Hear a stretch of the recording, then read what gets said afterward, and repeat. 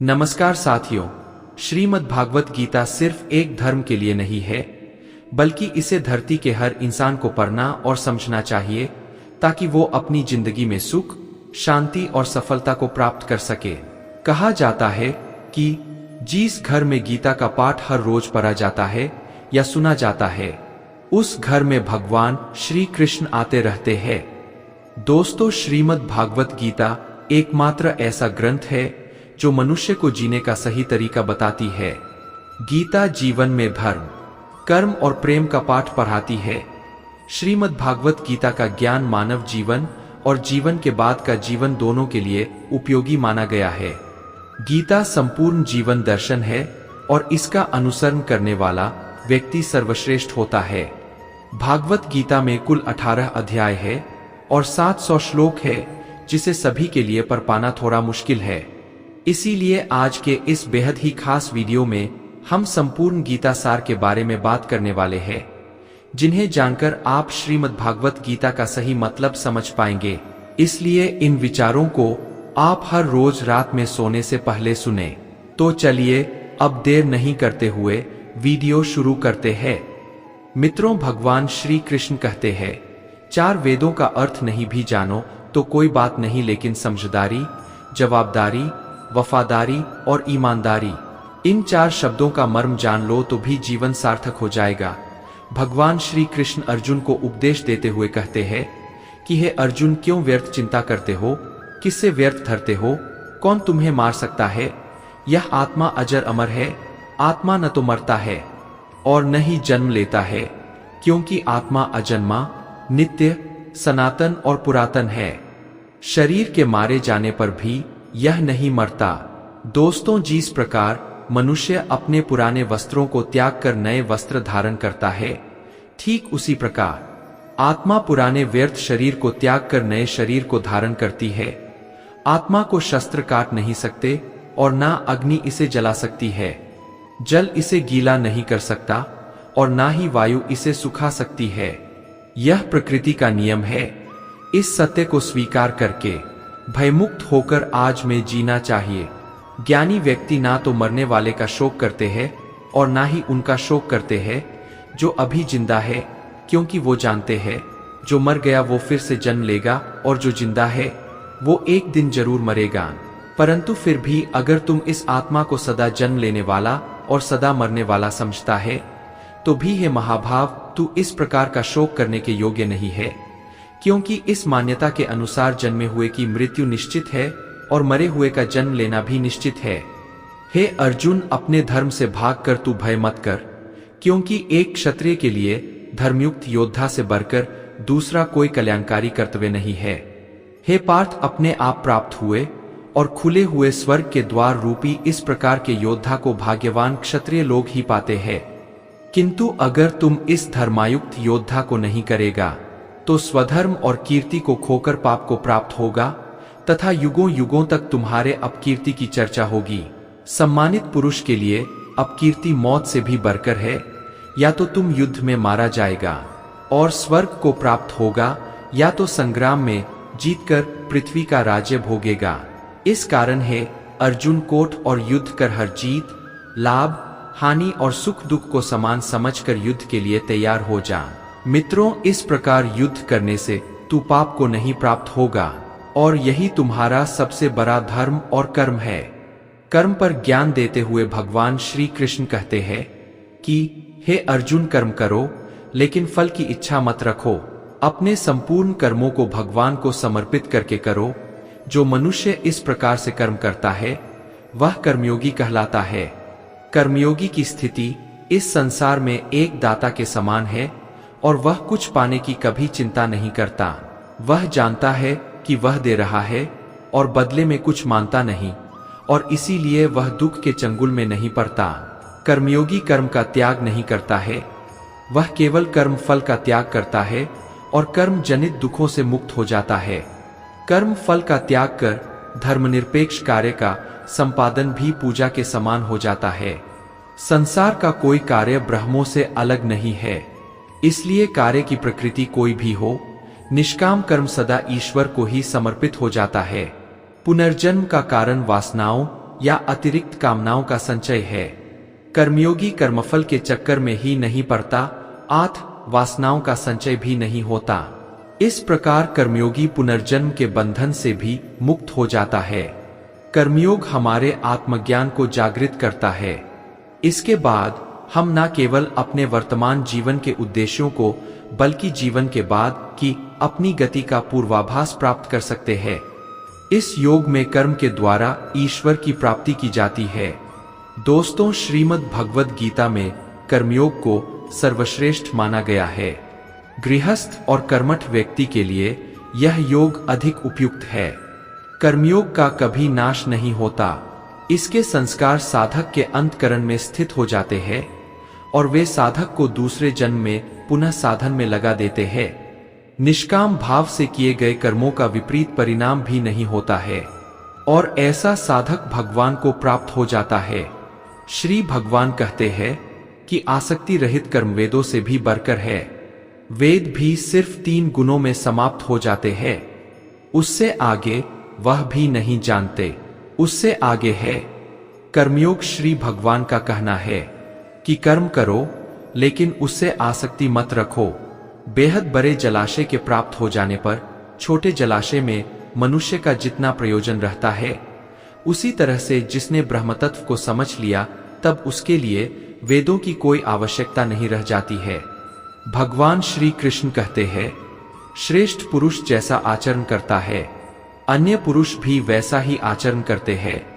वह जो कुछ प्रमाण देता है, समस्त मनुष्य समुदाय उन्हीं के पदचिन्हों पर अपने रास्ते चुनता है। इसलिए सज्जन व्यक्तियों को सदैव अच्छा व्यवहार करना चाहिए। हे अर्जुन, मेरा इन तीनों लोकों में ना तो कुछ कर्तव्य है और ना ही कोई वस्तु प्राप्त करने योग्य है। फिर भी मैं कर्म में ही बरतता हूँ, अर्थात मैं भी कर्म करते हुए अपने कर्तव्य का निर्वाह करता हूँ। दोस्तों, श्री भगवान कहते हैं, हे पार्थ, यदि मैं कर्मों को करने में सावधानी ना बरतूं तो बड़ा अनर्थ हो जाएगा, क्योंकि मनुष्य सब प्रकार से मेरे ही मार्ग का अनुसरण करते हैं। इसलिए यदि मैं कर्म ना करूं तो यह सब मनुष्य नष्ट भ्रष्ट हो जाएंगे और मैं शंकरता का करने वाला हो जाऊंगा तथा इस समस्त प्रजा को नष्ट करने वाला बन जाऊंगा। हे भारत, जिनमें समझ नहीं होती वह कर्म में आसक्त होकर कर्म करते हैं। आसक्ति रहित विद्वान को भी चाहिए कि वह भी लोगों को सही दिशा दिखाने के लिए उसी प्रकार कर्म करें जो ज्ञानी है, जिन्हें ईश्वर की सच्चाई मालूम हो चुकी है। उनकी यह जिम्मेदारी बन चुकी है कि उनके काम करने के तरीके से कहीं किसी और के मन में काम करने के प्रति अश्रद्धा या अपमान ना पैदा हो जाए। इसलिए उन ज्ञानी जनों के लिए यह जरूरी है कि वह ऐसा उदाहरण सामने रखें जिससे हर कोई अपना कर्म, अपना कर्तव्य करने के लिए प्रेरित हो। वास्तव में संपूर्ण कर्म सब प्रकार से प्रकृति के गुणों द्वारा किए जाते हैं, तो भी जिसका अंतःकरण अहंकार से मोहित हो रहा है, ऐसा अज्ञानी मैं करता हूं ऐसा मानता है। तामसिक गुण वाले व्यक्ति आलसी या नींद इसी प्रकार के कर्म करते हैं। राज से गुण वाले बात बात पर शौर्य या बहादुरी दिखाने का काम करते हैं, लेकिन ज्ञानी मनुष्य जानते हैं उसके गुण ही उसे कर्म करवा रहे हैं और जो ज्ञानी नहीं होते, दोस्तों, वह समझते हैं कि सब कुछ वही कर रहे हैं। कर्म में लगे हुए ज्ञानियों को यह जानना चाहिए कि गुण ही उनसे कर्म करवाते हैं, वह खुद कुछ भी नहीं करते। और जो ज्ञानी इस बात को समझ ले तो यह उनकी जिम्मेदारी होती है कि वह अज्ञानियों को समझाए कि कर्म ही उनका धर्म है। श्री कृष्ण अर्जुन से कहते हैं कि तुम मुझे अंतर्यामी परमात्मा में अपने सारे कर्मों को अर्पण कर दे। जो कोई मनुष्य दोष दृष्टि से रहित और श्रद्धा युक्त होकर मेरे इस मत का सदा अनुसरण करते हैं, वे भी संपूर्ण कर्मों से छूट जाते हैं। परंतु जो मनुष्य मुझ में दोषारोपण करते हुए मेरे इस मत के अनुसार नहीं चलते हैं, उन मूर्खों को तो संपूर्ण ज्ञानों में मोहित और नष्ट हुआ ही समझ ज्ञानी मनुष्य या योगी किसे कहते हैं, इसके बारे में श्री भगवान बताते हैं कि जब मनुष्य मन में स्थित संपूर्ण कामनाओं को भली भांति त्याग देता है और आत्मा से आत्मा में ही संतुष्ट रहता है, तब वह मनुष्य ज्ञानी या योगी कहलाता है। दुखों की प्राप्ति होने पर जिसके मन में उद्वेग नहीं होता, सुखों की प्राप्ति में जो सर्वथा स्पृहा रहित है तथा जिसके राग, भय और क्रोध नष्ट हो गए हैं, ऐसा मनुष्य ज्ञानी कहलाता है। मित्रों, जो मनुष्य सर्वत्र स्नेह रहित होकर शुभ या अशुभ वस्तु को प्राप्त होकर ना प्रसन्न होता है और ना द्वेष करता है, वह ज्ञानी है। जिस प्रकार कछुआ सब ओर से अपने अंगों को समेट लेता है, वैसे ही जब कोई मनुष्य इंद्रियों के विषयों से इंद्रियों को सब प्रकार से हटा लेता है, तब वह स्थिर बुद्धि मनुष्य ज्ञानी के समान है। ऐसा समझना चाहिए। इसलिए साधक को चाहिए कि वह उन संपूर्ण इंद्रियों को वश में करके समाहित चित्त होकर मेरा ध्यान करें, क्योंकि जिस पुरुष की इंद्रियां वश में होती है, उसी की बुद्धि स्थिर हो जाती है। विषयों का चिंतन करने वाले पुरुष की उन विषयों में आसक्ति हो जाती है। आसक्ति से उन विषयों की कामना उत्पन्न होती है और कामना में विघ्न पड़ने से क्रोध उत्पन्न होता है। क्रोध से भ्रम पैदा होता है। स्मृति में भ्रम हो जाने से बुद्धि का नाश हो जाता है और बुद्धि का नाश हो जाने से उस पुरुष का पतन हो जाता है। जिस प्रकार हवा के झोंके नाव को भटका देती है, ठीक उसी प्रकार मनुष्य की इंद्रियां उसकी बुद्धि को भटका देती है। इसलिए है महाभाव, जिस पुरुष की इंद्रियां उसके बस में होती है, उसी की बुद्धि स्थिर है और वही पुरुष योगी या ज्ञानी कहलाता है। मित्रों, भगवान श्री कृष्ण कहते हैं, जिस प्रकार समुद्र की स्थिति अचल है, भारी से भारी आंधी तूफान आने पर या अनेक नदियों के जल प्रवाह उसमें प्रविष्ट होने पर भी वह अपनी स्थिति से विचलित नहीं होता, मर्यादा का त्याग नहीं करता, उसी प्रकार परमात्मा के स्वरूप में स्थित योगी की स्थिति भी सर्वथा अचल होती है। बड़े से बड़े सांसारिक सुख दुखों का सहयोग, वह योग होने पर भी उसकी स्थिति में जरा भी अंतर नहीं पड़ता। वह योगी परमात्मा में नित्य निरंतर अटल और एक स्थित रहता है। जो मनुष्य संपूर्ण कामनाओं को त्याग कर ममता रहित, अहंकार रहित और रहित होकर विचरण करता है, वही मनुष्य शांति को प्राप्त कर पाता है। मन पर नियंत्रण रखना जरूरी है। मनुष्य का मन वायु की तरह चंचल है। यह मन ही है जो मनुष्य को काम वासनाओं की तरफ भटकाता रहता है। अगर जीवन को सफल बनाना है तो मन पर काबू करना बहुत जरूरी है। मन को वश में करने से दिमाग की शक्ति केंद्रित होती है, जिससे कार्यों में सफलता मिलने लगती है। गीता के अनुसार जिस व्यक्ति ने अपने मन पर काबू पा लिया, वह मन में पैदा होने वाली बेकार की चिंताओं और इच्छाओं से भी दूर रहता है। साथ ही व्यक्ति अपने लक्ष्य को भी आसानी से प्राप्त कर लेता है। अगर मन को वश में नहीं करोगे तो वह तुम्हारा सबसे बड़ा शत्रु बन जाएगा। हमेशा शक करने वाला व्यक्ति कभी शांति प्राप्त नहीं कर पाता है, इसलिए संदेह करने से बचे। अधिक संदेह करने से मन की शांति भंग हो जाती है और व्यक्ति भ्रमित होकर अपने संबंधों को नष्ट कर डालता है। जो हुआ वह अच्छा हुआ, जो हो रहा है वह अच्छा हो रहा है, जो होगा वह भी अच्छा ही होगा। तुम भूत का पश्चाताप न करो, भविष्य की चिंता न करो। अभी तो वर्तमान चल रहा है। तुम्हारा क्या गया जो तुम रोते हो? तुम क्या लाए थे जो तुमने खो दिया? तुमने क्या पैदा किया था जो नाश हो गया? ना तुम कुछ लेकर आए, ना कुछ लेकर जाओगे। झोलिया यहीं से लिया, जो दिया यहीं पर दिया, जो लिया इसी संसार से लिया, जो दिया इसी संसार को दिया। तुम खाली हाथ आए थे और खाली हाथ चले जाओगे। जो आज तुम्हारा है, कल वह किसी और का था, परसों किसी और का होगा। तुम इसे अपना समझकर मग्न हो रहे हो। बस यही प्रसन्नता तुम्हारे दुखों का कारण है। परिवर्तन संसार का नियम है। एक क्षण में तुम करोड़ों के स्वामी बन जाते हो, दूसरे ही क्षण में तुम दरिद्र हो जाते हो। मेरा तेरा छोटा बड़ा अपना पराया मन से मिटा दो, फिर सब तुम्हारा है, तुम सबके हो। भगवान श्री कृष्ण कहते हैं कि मैं ही सबकी शुरुआत हो। मैं शुरुआत से पहले भी था और सब खत्म होने के बाद भी रहूंगा। सब मुझ में है और मैं सब में हूं। यह धरती, चंद्रमा, सूरज, मिट्टी, हवा, पानी सब मैंने बनाए हैं। मैंने ही भगवान, शैतान, राक्षस और इंसान बनाया। मैं ही ब्रह्मा हूं, मैं ही विष्णु हूं और मैं ही महेश हूं। मैं धरती की मधुर सुगंध हूं, मैं अग्नि की उष्मा हूं। सभी जीवित प्राणियों का जीवन और सन्यासियों का आत्मसंयम भी मैं ही हूं।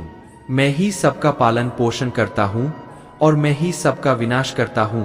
मैं धरती के सभी प्राणियों को जानता हूँ, लेकिन वास्तविकता में मुझे कोई नहीं जानता। जब जब इस धरती पर पाप, अहंकार और अधर्म बढ़ेगा, तो उसका विनाश कर पुनः धर्म की स्थापना करने हेतु मैं अवश्य अवतार लेता रहूंगा। कान्हा कहते हैं, जिस प्रकार प्रकाश की ज्योति अंधेरे में चमकती है, ठीक उसी प्रकार सत्य भी चमकता है। इसीलिए मनुष्य को हमेशा सत्य की राह पर चलना चाहिए। तन की सुंदरता मन को आकर्षित करती है, जबकि स्वभाव की सुंदरता हृदय को आकर्षित करती है। इसीलिए मनुष्य का स्वभाव हमेशा निर्मल होना चाहिए। कौन क्या कर रहा है, कैसे कर रहा है और क्यों कर रहा है, इन सब से आप जितना दूर रहेंगे उतना ही खुश रहेंगे। मनुष्य अपने हृदय से जो दान कर सकता है, वह अपने हाथों से नहीं कर सकता, और मौन रहकर जो कुछ वह कह सकता है, वो शब्दों से नहीं कह सकता। किसी भी व्यक्ति को ना तो समय से पहले और ना ही भाग्य से अधिक कुछ मिलता है, लेकिन उसे पाने के लिए सदैव प्रयत्नशील रहना चाहिए। दोस्तों, भगवान श्री कृष्ण कहते हैं, जिस मनुष्य के अंदर ज्ञान की कमी और ईश्वर में श्रद्धा नहीं होती, वह मनुष्य जीवन में कभी भी आनंद और सफलता को प्राप्त नहीं कर पाता। मोह विनाश का कारण होता है। मनुष्य के दुखों का मूल कारण उसका मोह ही है। वो जितना अधिक मोह करेगा, उतना ही अधिक कष्ट भी भोगेगा। ज्यादा खुश होने पर और ज्यादा दुखी होने पर निर्णय नहीं लेना चाहिए, क्योंकि यह दोनों परिस्थितियां आपको सही निर्णय नहीं लेने देती है। जो व्यक्ति आध्यात्मिक जागरूकता के शिखर तक पहुंच चुके हैं, उनका मार्ग है निस्वार्थ कर्म, और जो भगवान के साथ संयोजित हो चुके हैं, उनका मार्ग है स्थिरता और शांति। मानव कल्याण ही भगवद गीता का प्रमुख उद्देश्य है। इसलिए मनुष्य को अपने कर्तव्यों का पालन करते समय मानव कल्याण को प्राथमिकता देना चाहिए। हे अर्जुन, वो जो वास्तविकता में मेरे उत्कृष्ट जन और गतिविधियों को समझता है, वह शरीर त्यागना के बाद पुनः जन्म नहीं लेता और मेरे परम धाम को प्राप्त होता है। वह व्यक्ति जो सभी इच्छाएं त्याग देता है और मैं और मेरा की लालसा और भावनाओं से मुक्त हो जाता है, उसे अपार शांति की प्राप्ति होती है। स्वयं सदाचार, स्नेह एवं सेवा, यह गुण सत्संग के बिना नहीं आते। ईश्वर से किए गए प्रार्थना से इंसान की परिस्थिति या तकदीर बदले या ना बदले, पर उस प्रार्थना से इंसान के चरित्र में जरूर बदलाव आता है। भगवान श्री कृष्ण कहते हैं, हे अर्जुन, जो भक्त मुझे जिस प्रकार भजते हैं, मैं भी उनको उसी प्रकार भजता हूँ, क्योंकि सभी मनुष्य सब प्रकार से मेरे ही मार्ग का अनुसरण करते हैं। इस मनुष्य लोक में कर्मों के फल को चाहने वाले लोग देवताओं का पूजन किया करते हैं, क्योंकि उनको कर्मों से उत्पन्न होने वाली सिद्धि शीघ्र मिल जाती है। ब्राह्मण, क्षत्रिय, वैश्य और शूद्र, इन चार वर्णनों का समूह गुण और कर्मों के अनुसार मेरे द्वारा रचा गया है। इस प्रकार उस सृष्टि रचनादि कर्म का कर्ता होने पर भी मुझे अविनाशी परमेश्वर को तू वास्तव में अकर्ता ही जान, जिसने अपने मन और इंद्रियों को जीत लिया है और जिसने समस्त भोगों की सामग्री का परित्याग कर दिया है। ऐसा आशा रहित पुरुष केवल शरीर संबंधी कर्म करता हुआ भी पापों को नहीं प्राप्त होता है। जिसको बिना मांगे जो मिले उसी में संतुष्ट रहता है। दोस्तों, जो ना किसी से ईर्ष्या करता है और ना द्वेष, जो सुख दुख को एक समान भाव से देखता है, ऐसा मनुष्य कर्मयोगी कहलाता है। जिसकी आसक्ति सर्वथा नष्ट हो गई है, जो अपने देह पर अभिमान नहीं करता और जो ममता से रहित हो गया है, जिसका चित्त निरंतर परमात्मा के ज्ञान में स्थित रहता है, वैसा कर्मयोगी अपना कर्म यज्ञ की तरह करता है और मोक्ष को प्राप्त होता है। जो अपना सब कुछ परमात्मा को अर्पित कर देता है, जिसके लिए परमात्मा ही सब कुछ है, जो अपने हर कर्म में परमात्मा को देखता है और हर कर्म परमात्मा के लिए करता है, वैसा कर्मयोगी मोक्ष का अधिकारी होता है। कान्हा कहते हैं, अपनी इंद्रियों को वश में करने का सबसे बड़ा तरीका है ज्ञान। ज्ञान से ही योगी लोग अपने मन को नियंत्रण में करते हैं। जब भी कोई बुरा विचार आता है, तो उनका ज्ञान ही उसे बताता है कि उनका लक्ष्य ये नहीं है।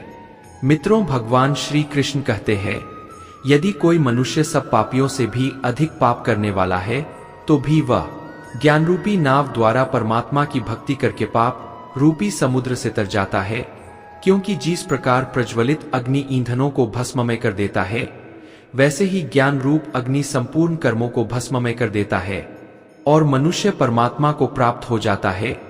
जिसने अपनी इंद्रियों को जीत लिया है वह मनुष्य ज्ञान को प्राप्त होता है और भगवान की प्राप्ति कर परम शांति को प्राप्त हो जाता है। विवेकहीन और श्रद्धा रहित और संशयुक्त मनुष्य इस ज्ञान को कभी प्राप्त नहीं कर पाता है। ऐसे संशयुक्त मनुष्य के लिए ना ये लोक है, ना परलोक है और ना सुख ही है। दोस्तों, श्री भगवान भगवद गीता में कहते हैं कि व्यक्ति को सदैव बुराई से बचकर रहना चाहिए। अगर कोई बुरा कर्म करता है तो वह कर्म उसको अपने जीवन में भोगना ही पड़ता है। जिस प्रकार बछड़ा हजारों के झुंड में भी अपनी मां को खोज लेता है, वैसे ही कर्म का फल आपको हजारों की भीड़ में भी खोज लेगा। माधव कहते हैं, किसी जीव को कष्ट देकर आप मुझे खुश नहीं देख सकते हो। श्री कृष्ण जगत के स्वामी है, वह कण कण में निवास करते हैं। छोटे से छोटे जीव के हृदय में ईश्वर का वास होता है। उस जीव को कष्ट का अनुभव होना ईश्वर को कष्ट का अनुभव कराता है। अर्थात किसी जीव को कष्ट देकर अपने ईश्वर को खुश कैसे देख सकते हैं। मनुष्य हमेशा अपने भाग्य को कोसता है, यह जानते हुए भी कि भाग्य से भी ऊंचा उसका कर्म है जो उसके स्वयं के हाथों में है। जितना इंतजार परमात्मा आपसे करवा रहा है, मित्रों, समय आने पर वो इतना देगा कि संभाल भी नहीं पाओगे। कोई आपका साथ ना दे तो निराश मत होना, क्योंकि परमात्मा से बड़ा हमसफर कोई नहीं होता। विश्वास के बगैर इस दुनिया में कोई भी रिश्ता ज्यादा देर तक कायम नहीं रह सकता। केवल ज्ञान ही एक ऐसा अक्षय तत्व है जो कहीं भी, किसी भी अवस्था में और किसी भी काल में मनुष्य का साथ नहीं छोड़ता। धरती पर जिस प्रकार मौसम में बदलाव आता है, उसी प्रकार जीवन में भी सुख दुख आता जाता रहता है। योद्धा हो या जीवन, सफलता केवल 3 शास्त्रों से प्राप्त होती है: धर्म, धैर्य और साहस। कोई भी मनुष्य जन्म से नहीं बल्कि अपने कर्मों से महान बनता है। कुछ पाना है तो खुद पर भरोसा कीजिए, क्योंकि सहारे कितने भी सच्चे और अच्छे साथ छोड़ ही जाते हैं। मित्र गरीब है या अमीर मायने नहीं रखता, बल्कि वो आपके बुरे समय में आपका साथ कितना देता है यह मायने रखता है। धर्म चाहे जो भी हो, अच्छे इंसान बनो। हिसाब हमारे कर्म का होगा, धर्म का नहीं। प्रकृति के 3 गुण सत्व गुण, रज गुण और तम गुण से उत्पन्न होने वाले भाव, उन सबको तू मुझसे उत्पन्न होने वाला समझ। परंतु प्रकृति के गुण मेरे अधीन रहते हैं, मैं उनके अधीन नहीं हूं। प्रकृति के इन तीनों गुणों से उत्पन्न भावों द्वारा संसार के सभी जीव मोहग्रस्त रहते हैं। इस कारण वे मुझे परम अविनाशी को नहीं जान पाते हैं। हे अर्जुन, इन तीनों दिव्य गुणों से युक्त मेरी माया को पार कर पाना असंभव है। परंतु जो मनुष्य मेरे शरणागत हो जाते हैं, वह मेरी इस माया को आसानी से पार कर जाते हैं। दोस्तों, मनुष्यों में अधर्मी और दुष्ट स्वभाव वाले मूर्ख लोग मेरी शरण ग्रहण नहीं करते हैं। ऐसे नास्तिक स्वभाव धारण करने वालों का ज्ञान मेरी माया द्वारा हर लिया जाता है।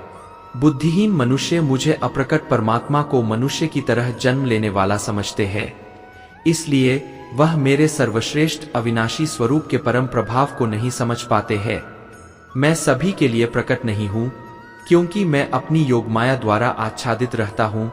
इसलिए यह मूर्ख मनुष्य मुझे अविनाशी परमात्मा को नहीं समझ पाते हैं।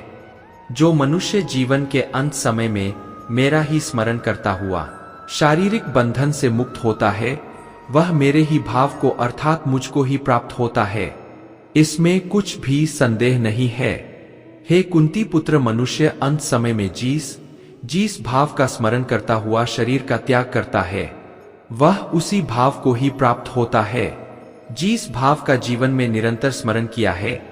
इसलिए हे अर्जुन, तू हर समय मेरा ही स्मरण कर, मन बुद्धि से मेरे शरणागत होकर तू निश्चित रूप से मुझको ही प्राप्त होगा।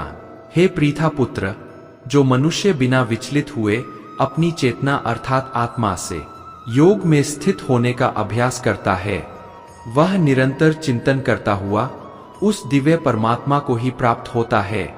दोस्तों, मनुष्य को उस परमात्मा के स्वरूप का स्मरण करना चाहिए जो कि सभी को जानने वाला है, पुरातन है, जगत का नियंता है, सूक्ष्म से भी अति सूक्ष्म है, सभी का पालन करता है, अकल्पनीय स्वरूप है, सूर्य के समान प्रकाशमान है और अंधकार से परे स्थित है, जो मनुष्य मृत्यु के समय अंचल मन से भक्ति में लगा हुआ योग शक्ति के द्वारा प्राण को दोनों भौहों के मध्य में पूर्ण रूप से स्थापित कर लेता है, वह निश्चित रूप से परमात्मा के उस परमधाम को ही प्राप्त होता है।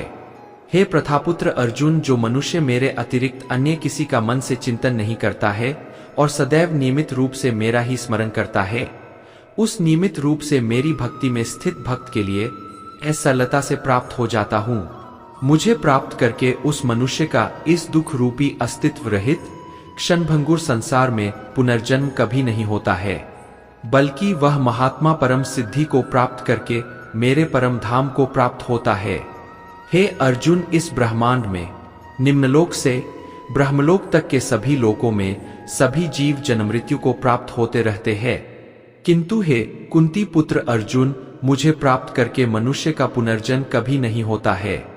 जो मनुष्य 1000 चतुर्युगों का ब्रह्मा का दिन और 1 चतुर्युगों की ब्रह्मा की रात्रि को जानते हैं, वह मनुष्य समय के तत्व को वास्तविकता से जानने वाले होते हैं।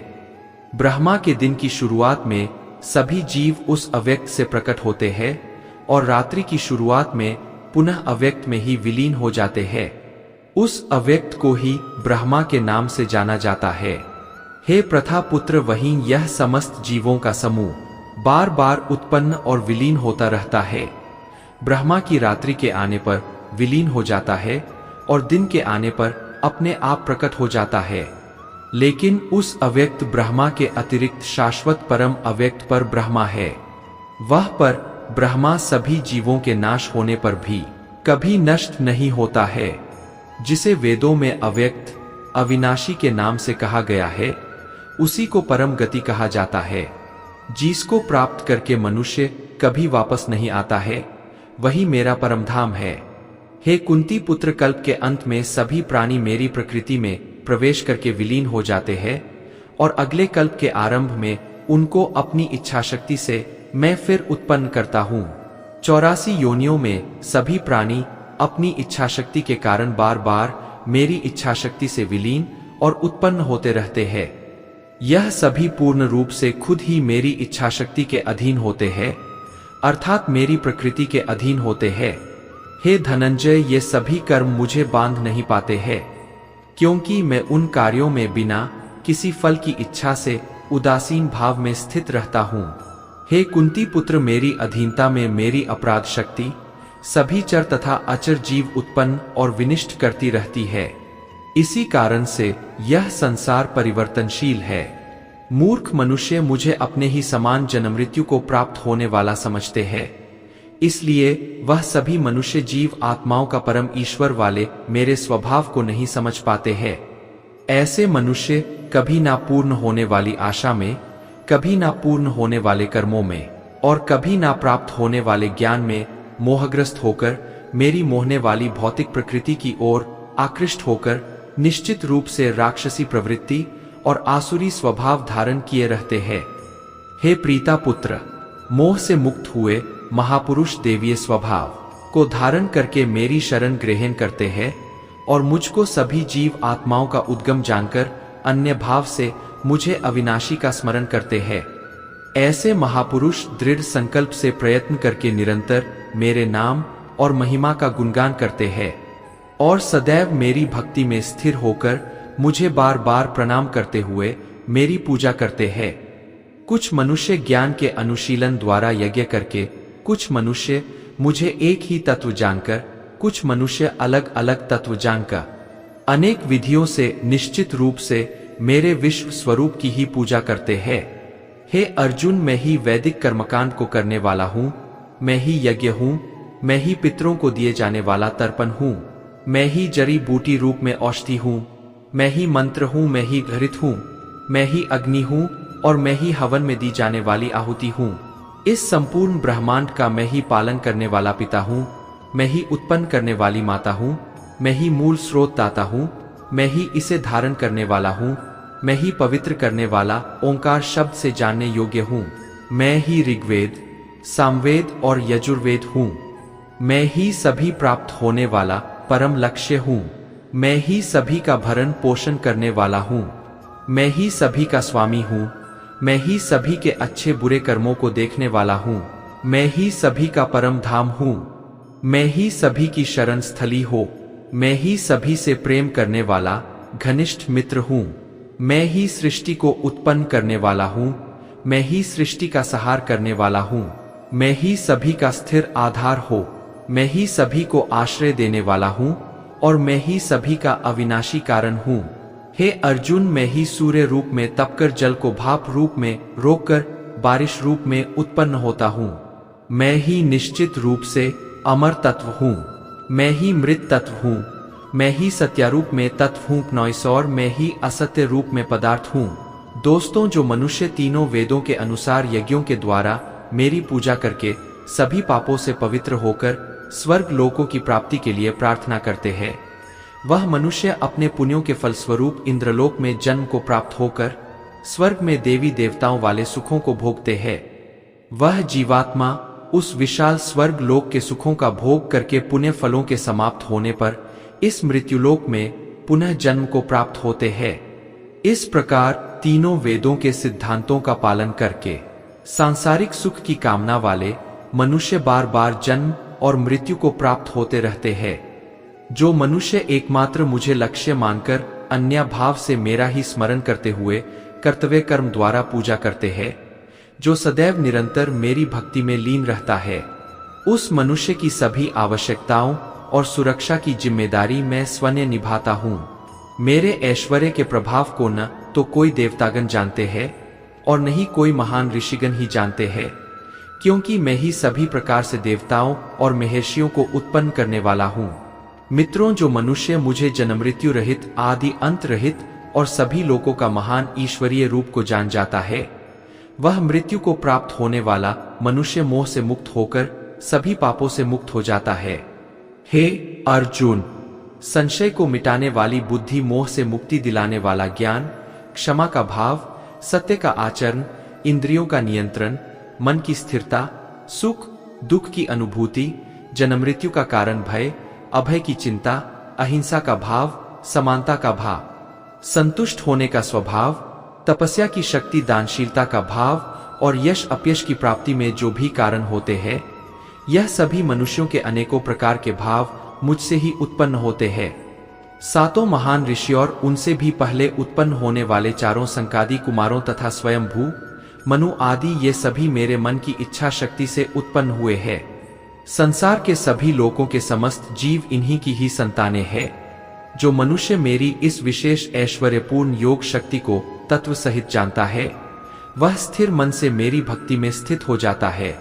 इसमें किसी भी प्रकार का संदेह नहीं है। मैं ही संपूर्ण जगत की उत्पत्ति का कारण हूँ और मुझसे ही संपूर्ण जगत की क्रियाशीलता है। इस प्रकार मानकर विद्वान मनुष्य अत्यंत भक्ति भाव से मेरा ही निरंतर स्मरण करते हैं। जिन मनुष्यों के चित्त मुझ में स्थिर रहते हैं और जिन्होंने अपना जीवन मुझको ही समर्पित कर दिया है, वह भक्तजन आपस में एक दूसरे को मेरा अनुभव कराते हैं। वह भक्त मेरा ही गुणगान करते हुए निरंतर संतुष्ट रहकर मुझ में ही आनंद की प्राप्ति करते हैं। जो सदैव अपने मन को मुझ में स्थित रखते हैं और प्रेम पूर्वक निरंतर मेरा स्मरण करते हैं, उन भक्तों को मैं वह बुद्धि प्रदान करता हूँ जिससे वह मुझको ही प्राप्त होते हैं। दोस्तों, जो मनुष्य मुझसे परम प्रेम करके इस परम रेहे से युक्त गीता शास्त्र को मेरे भक्तों में कहेगा, वह मुझको ही प्राप्त होगा, इसमें कोई संदेह नहीं है। उससे बढ़कर मेरा प्रिय कार्य करने वाला मनुष्यों में कोई भी नहीं है, तथा पृथ्वी भर में उससे बढ़कर मेरा प्रिय दूसरा कोई भविष्य में होगा भी नहीं। जो मनुष्य श्रद्धायुक्त दोषों से रहित होकर इस गीता शास्त्र का श्रवण भी करेगा, वह भी सभी पापों से मुक्त होकर मेरे परम धाम को प्राप्त होगा। दोस्तों, अगर आपको हमारा ये वीडियो पसंद आया तो कमेंट में जय श्री राधे कृष्ण लिखें और ऐसे ही प्रेरणादायक वीडियो देखने के लिए हमारे चैनल को सब्सक्राइब कर ले। जय श्री राधे कृष्ण।